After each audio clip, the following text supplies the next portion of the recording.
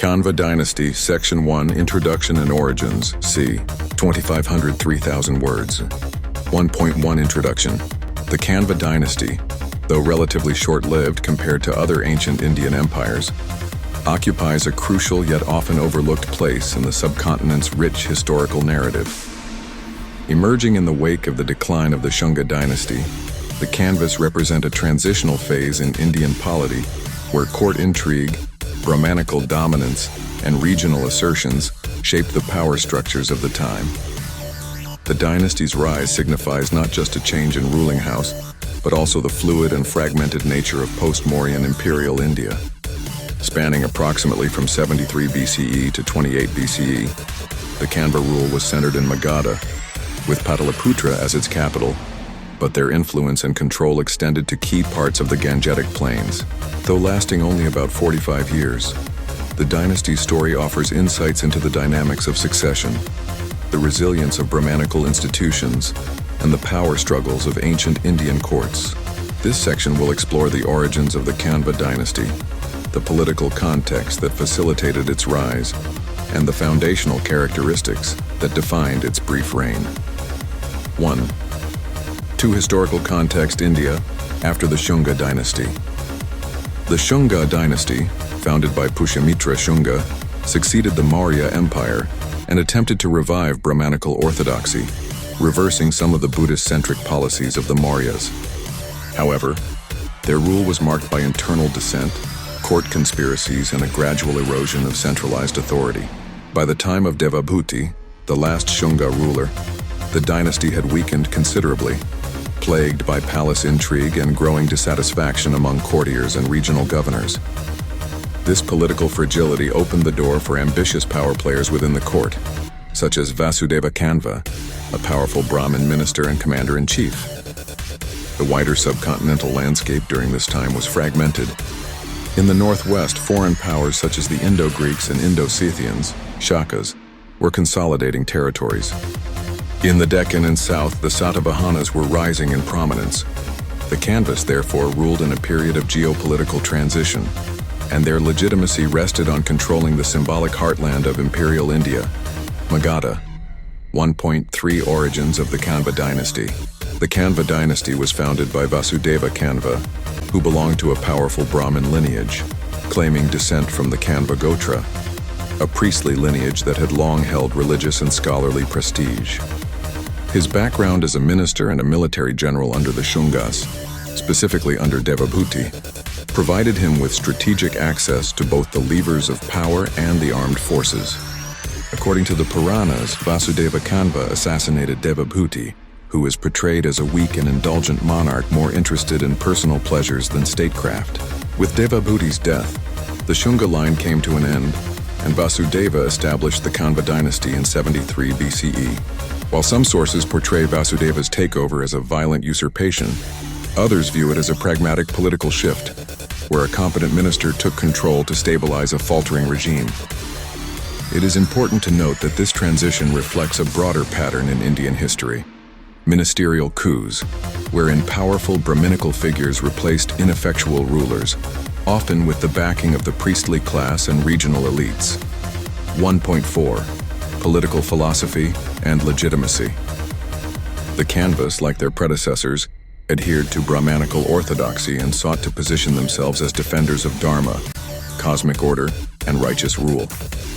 Their Brahmin status lent them religious legitimacy, which was critical in an era where the moral authority of a ruler was seen as equally important as his military might. By continuing the religious and cultural policies of the Shungas, such as patronizing Brahminical rituals, reviving Vedic traditions, and supporting Sanskritic culture, the Kanvas were able to project continuity even as they asserted their distinct dynastic identity. Despite the brevity of their rule, the Kanvas issued coins, supported sacrificial rituals like the Ashvamedha Yajna, and maintained administrative practices in line with earlier Mauryan and Shunga precedents. 1.5 Capital and core territories. The political center of the Kanva dynasty was Pataliputra, the historical capital of both the Mauryas and the Shungas. By retaining this iconic city as their seat of power, the Kanvas reinforced their claim as legitimate successors to the imperial legacy of Magadha Their control likely extended over eastern Uttar Pradesh, Bihar, Magadha heartland, possibly parts of central India. There is less evidence of their control reaching into the deep south or northwest, especially as these regions were contested by emerging powers like the Satavahanas and Indo-Scythians. 1.6 Sources of information. Information about the Kanva dynasty comes primarily from Puranic texts, especially the Vishnu Purana, Bhagavata Purana, and Matsya Purana. Numismatic evidence, coins issued by Kanva rulers. Later historical compendiums such as the Harshasharita and other classical Sanskrit works. Archaeological records from Magadha, although these are sparse for this period. Unlike the Mauryas and even the Shungas, the Kanvas left behind few inscriptions and no major architectural works are directly attributed to them. This has led some historians to label them as a shadow dynasty or interregnal rulers. Yet their impact on political succession and regional power dynamics remains significant. 1.7 Concluding remarks on origins. The Kanva dynasty emerged from the wreckage of a decaying Shunga rule, representing a continuity of Brahmanical dominance, but also reflecting the political instability of the post-Mauryan age. Vasudeva Kanva's rise exemplifies the intertwining of priestly power and political authority in ancient India, a theme that will continue to echo through the subsequent dynasties. In the next section, we'll delve deeper into the rulers of the Kanva dynasty, their administrative structure, and foreign relations, particularly focusing on the interplay between internal governance and external threats. Kanva Dynasty, Section 2, Rulers, Administration, and Military Affairs, c. 3,500 words. 2.1 Overview of Kanva rulers. The Kanva dynasty was brief, comprising only 4 known rulers over a period of roughly 45 years. While not much survives in terms of extensive biographies or inscriptions, Puranic sources and numismatic evidence provide outlines of their succession and reigns. Vasudeva Kanva, c. 73 BCE, c. 64 BCE, founder of the dynasty, he overthrew Devabhuti, the last Shunga ruler. A Brahmin by birth and originally a minister, Vasudeva combined administrative knowledge with military acumen. His reign focused on stabilizing the realm after Shunga decline, asserting Kanva authority over Magadha. Likely maintained many Shunga administrative institutions and Brahmanical religious traditions. Little is known about major military campaigns, suggesting a reign focused inward, consolidating power rather than expanding territory. 2. Bhumi Mitra, c. 64 BCE, c. 52 BCE, son of Vasudeva Kanva. The Puranas mention him as a powerful ruler who may have conducted Vedic sacrifices, including the Ashvamedha Yajna, to assert sovereignty. Numismatic evidence from Bhumimitra includes silver coins, indicating he continued the royal traditions and enjoyed some economic stability. Possibly faced growing pressure from the rising Satavahana power in the south. 3. Narayana, c. 52 BCE, c. 40 BCE, successor of Bhumimitra, the least documented of the 4 rulers. His reign seems relatively uneventful or simply poorly recorded, may have faced internal dissent or gradual weakening of central control. His name appears in various Puranic lists, but without notable achievements or inscriptions tied to his reign. 4. Susharman, c. 40 BCE, c. 28 BCE, the last Kanva ruler. Presided over a kingdom increasingly under threat from external forces, particularly the expanding Satavahana dynasty. His reign ended with the overthrow of the Kanvas, possibly through a Satavahana invasion or internal coup by vassal chiefs. With his fall, Magadha ceased to be the central seat of imperial power for centuries, owing to succession and governance. The Kanva succession system, based on available records, appears hereditary, typically father to son. This suggests a continuation of dynastic traditions rather than a court-elected or oligarchic model. However, the sparse records prevent full clarity on the nature of political legitimacy and royal ceremonies. Governance under the Kanvas followed precedents established during the Maurya and Shunga periods. As Brahmins, they placed significant emphasis on Vedic rituals, court ceremonies, and religious endorsement to support their rule. Key features of governance. Centralized monarchy. The king held supreme authority with ministers and governors beneath him. Council of Ministers, Mantri Parishad, likely advised the ruler on matters of administration, justice, and defense. Religious advisors played an increasingly important role in court, indicating a fusion of priestly and royal functions. Provincial governors, possibly termed Mahamatras as in Mauryan times, administered outlying regions, especially in eastern Uttar Pradesh and central India. 2.3 Military structure and strategy. While the Kanvas inherited a large and historically formidable state from the Shungas, there is little evidence of major military campaigns. The relative silence of historical records may suggest a defensive military posture, aiming to retain Magadhan supremacy rather than expand. Possible reliance on feudatory or vassal chiefs to manage frontier security, growing dependence on alliances, religious legitimacy, and sacrificial rituals, like Ashvamedha, to project power rather than aggressive conquest. Military composition, inferred from earlier models. Infantry and cavalry, standard in Indian armies likely retained from Shunga practices. War elephants, a symbol of royal power and commonly used in battle. Chariots may have been ceremonial by this time, but still symbolically significant. No surviving records detail specific battles fought by the Kanvas, but their fall indicates a military failure, either due to external invasion or inability to control rebellious regions. 2.4 Religious and symbolic assertion of power. The Kanva kings, particularly Bhumimitra, are believed to have performed Vedic sacrifices such as Ashvamedha, horse sacrifice, a ritual of sovereignty, Rajasuya and Vajapaya, royal consecration rites. These were not mere religious exercises, they served as political declarations. In ancient Indian culture, such sacrifices projected the king's supremacy over rivals and legitimized his rule in the eyes of the Brahmanical elite. By aligning themselves closely with Brahmanical traditions, the Kanvas secured the ideological support of the priestly class, critical for maintaining control in the fragmented post-Mauryan landscape. 2.5 Bureaucracy and economic administration.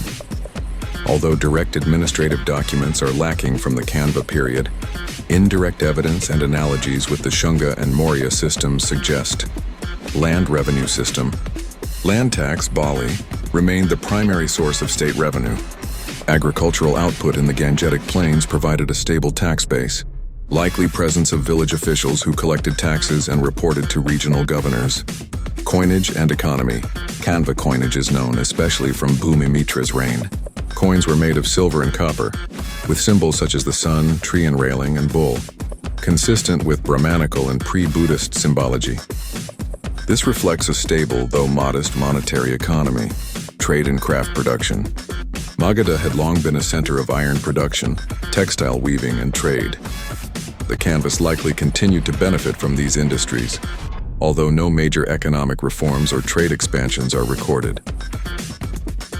2.6 Internal challenges and decline. Signs of internal decline began during or shortly after Narayana's reign. Factors likely included over-reliance on priestly support, possibly alienating regional military leaders. Weak succession lines with limited personal charisma or military strength, diminishing control over frontier provinces, particularly in central India. Satavahana expansion from the south posed a direct threat to Kanva territories. Susharman, the last ruler, appears to have lost key territories or failed to command loyalty from regional governors. His defeat marked not only the end of the Kanva dynasty, but also the waning of Magadha as the epicenter of northern Indian power. 2.7 Legacy and governance. Despite their short rule, the Kanvas preserved the Brahmanical state ideology, the symbolic importance of Pataliputra, continuity in coinage and ritual authority. They functioned as a bridge between the Shunga and Satavahana periods, and as one of the last native Magadhan dynasties before the South Indian dynasties, like the Satavahanas, began to dominate the political discourse in the Deccan and northern India. 2.8 Conclusion of Section 2. The Kanva dynasty's rulers were not great conquerors but consolidators, working to stabilize and preserve a traditional Brahmanical political model in an era of fragmentation and foreign incursions. Their governance, rooted in Vedic legitimacy and administrative continuity, managed to hold together the Magadhan core for nearly 5 decades. However, their inability to adapt militarily or politically to shifting realities led to their quiet eclipse. Kanva Dynasty, Section 3, Religion, Society, and Culture, c. 3,500 words. 3.1 Introduction to Cultural and Religious Life. Though the Kanva Dynasty ruled for less than half a century, it stood at a culturally significant crossroads.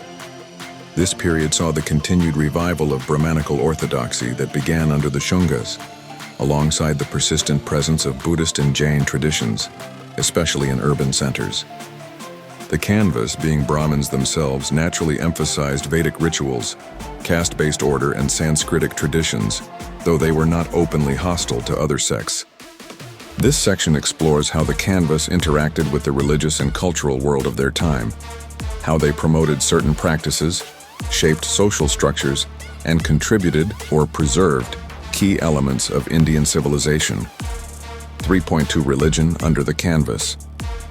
The Kanvas were orthodox Brahmins, deeply rooted in Vedic ideology.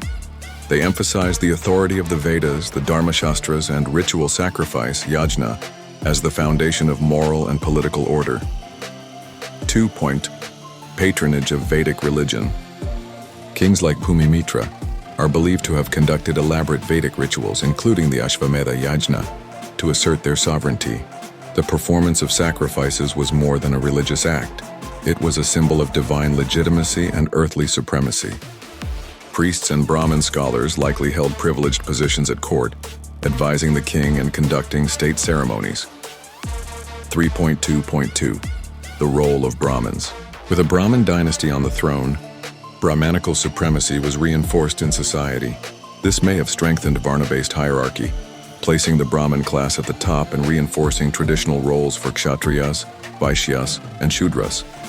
The Kanvas may have sponsored the composition or redaction of religious texts and dharmashastras that further codified Brahmanical norms. 3.2.3 Relations with other faiths. While the Kanvas promoted Brahmanism, there is no clear evidence of religious persecution against Buddhists or Jains. Given Magadha's importance to Buddhism, it is likely that Buddhist monasteries and stupas continued to operate, especially in regions beyond direct royal control. The Kanvas may have reduced state patronage for non-Vedic faiths but did not eradicate them. 3.3 Society and social hierarchy. The social order under the Kanvas was strongly influenced by Varna, caste ideology. This was an era where the Dharmashastra literature, especially texts like Manusmriti, gained prominence, reinforcing a rigid social structure. 3.1 Caste and social stratification. The Kanvas reinforced the fourfold Varna system: Brahmins, priests, Kshatriyas, warriors, Vaishyas, traders, and Shudras, laborers. This stratification helped maintain social stability, but also entrenched hierarchy and restricted social mobility. Jatis, subcastes, may have continued to proliferate, especially with the interaction of regional tribes and mixed communities. 3.3.2 Position of women. The position of women during the Kanva period mirrored prevailing orthodox values. Elite women may have had access to education in the arts and Sanskrit literature, but restrictions on female autonomy increased. The rise in patriarchal norms, as seen in Brahmanical texts of the period, suggests a decline in women's public roles compared to earlier Buddhist-influenced times. 3.3.3 Slavery and labor.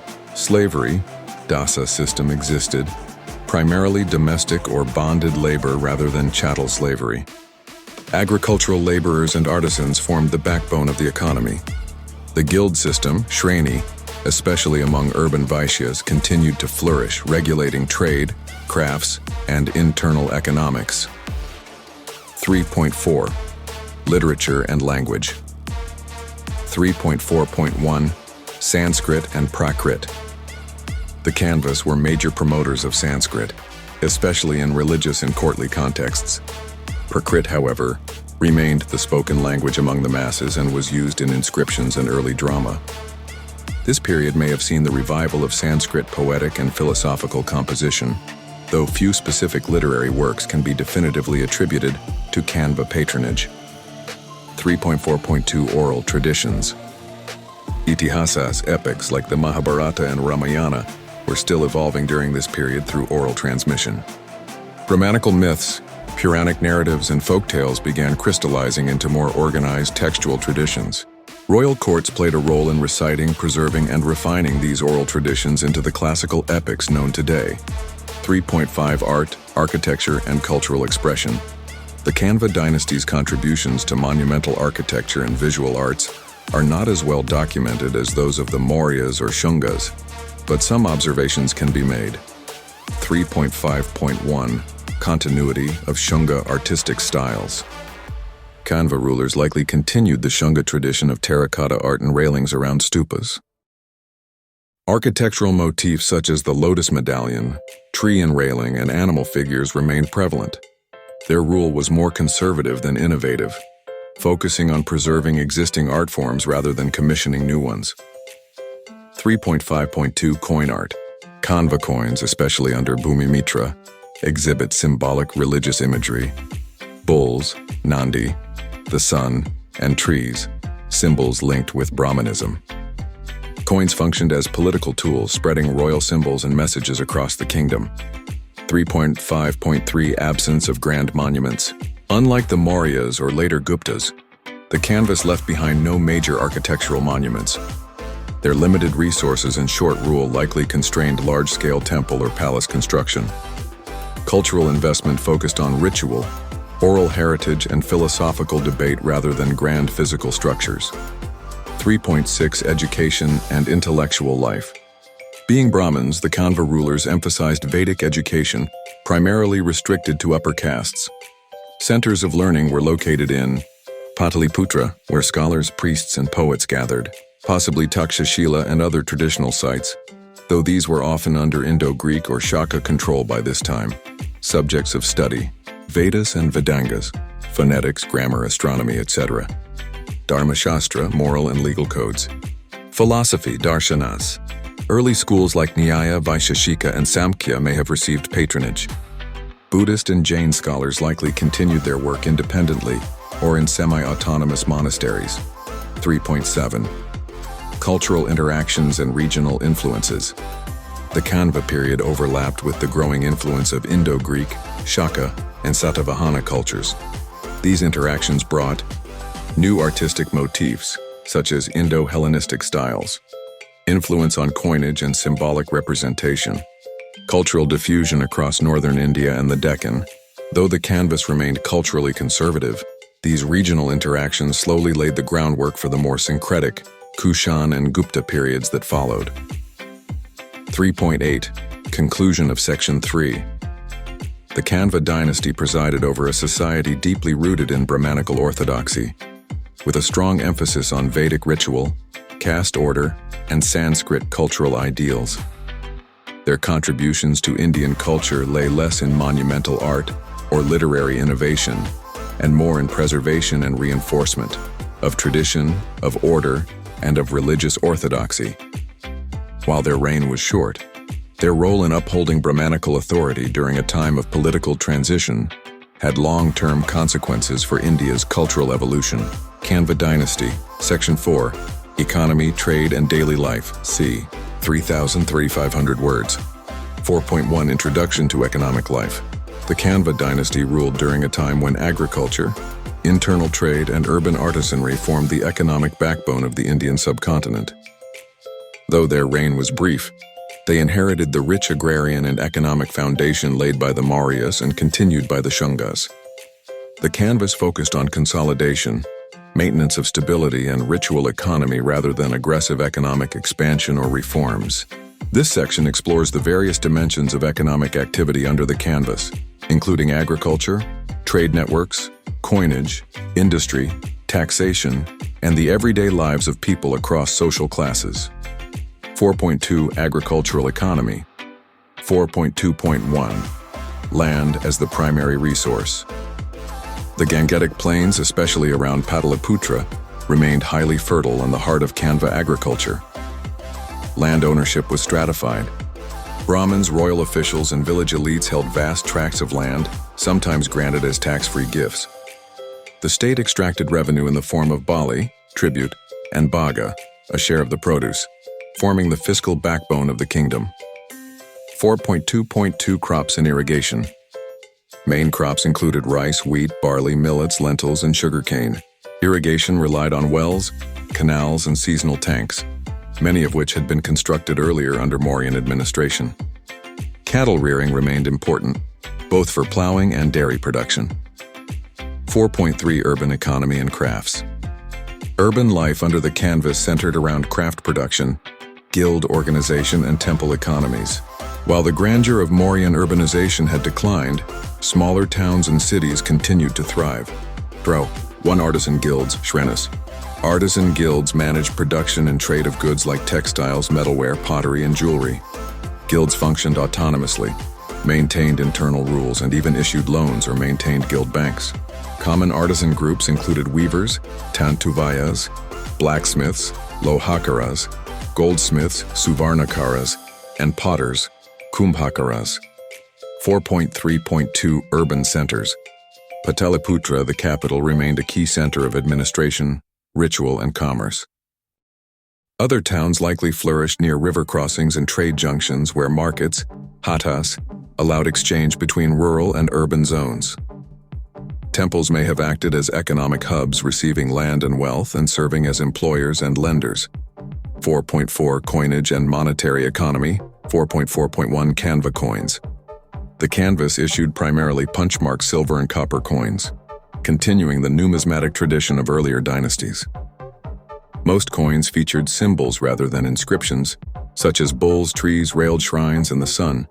Bhumimitra is the most well-known Kanva ruler to issue coins, which circulated widely in eastern India. 4.4.2 Economic significance. Coinage was used in urban markets, state payments, temple offerings, and military salaries.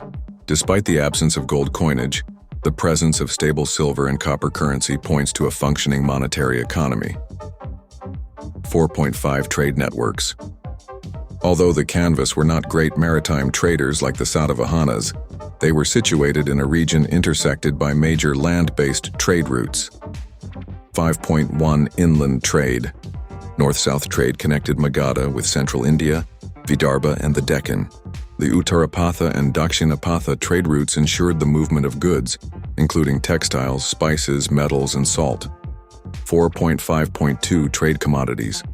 Key trade items included textiles, cotton, dyed cloth, spices and herbs, iron and copper tools, jewelry and ornaments, ivory, beads, and shell artifacts. Trade was facilitated by merchants, vaniks, often organized into mobile caravans. 4.5.3 Foreign contacts. Limited evidence exists of international trade under the Kanvas. However, Indo-Greek influence in nearby regions and Satavahana sea trade suggests the Kanvas were indirectly linked to broader exchange networks. 4.6 Taxation and revenue system. The Kanvas continued a land revenue-based fiscal model, with the state claiming a fixed share of agricultural output. 6.1 Tax types. Bali, general tribute to the king. Baga, a share, often 1/6 of produce. Kara, commercial taxes on trade and urban goods. Shulka, toll or transit duties. 4.6.2 Revenue collection. Collected by royal officials, likely adapted from the Mauryan Amatyas and Rajukas. Local village headmen, gramikas, and tax collectors played a role in maintaining order and forwarding revenues to the capital. 4.7 Labor and livelihoods. 4.7.1 Rural labor. Sharecroppers, tenant farmers, and landless laborers worked on fields owned by elites or temples. Shudras and lower castes typically performed manual labor, often paid in kind rather than coin. 4.7.2 Urban occupations. Urban centers provided livelihoods through craft guilds, trade and transport, construction, and maintenance of temples. Court employment, scribes, guards, cooks, musicians. 4.7.3 Women's economic roles. Women participated in spinning, weaving, pottery, and market vending. Elite women may have had access to property, though largely managed by male guardians. 4.8 Daily life and material culture. 4.8.1 Housing and food. Most people lived in mud or wood homes with thatched roofs. Wealthier households used brick and tile. especially in urban areas. Diets included rice, millets, pulses, vegetables, milk, and occasional meat. Alcoholic drinks, especially from sugarcane or grains, were common among the lower classes. 4.8.2 Clothing and adornment. Cotton garments were standard, with robes, uteria, and lower garments, anteria. Jewelry made from beads, shells, and metal adorned both men and women. Cosmetics, perfumes, and hair decorations were widely used, particularly in courtly and temple settings. 4.8.3 Entertainment and leisure. Music, dance, and drama were popular forms of entertainment. Board games, dice, and gambling were common leisure activities. Religious festivals were accompanied by fairs, markets, and performances. 4.9 Conclusion of Section 4. The Kanva Dynasty presided over a rich and functioning economy rooted in agriculture, supported by crafts and urban trade, and regulated through a land-based taxation system. Their brief rule was marked not by economic revolution but by stability, consolidation, and continuity, ensuring that the economic foundations of Magadha remained intact even as political power waned. The everyday lives of people under the canvas reflected a complex social order, vibrant artisanry, and evolving cultural traditions.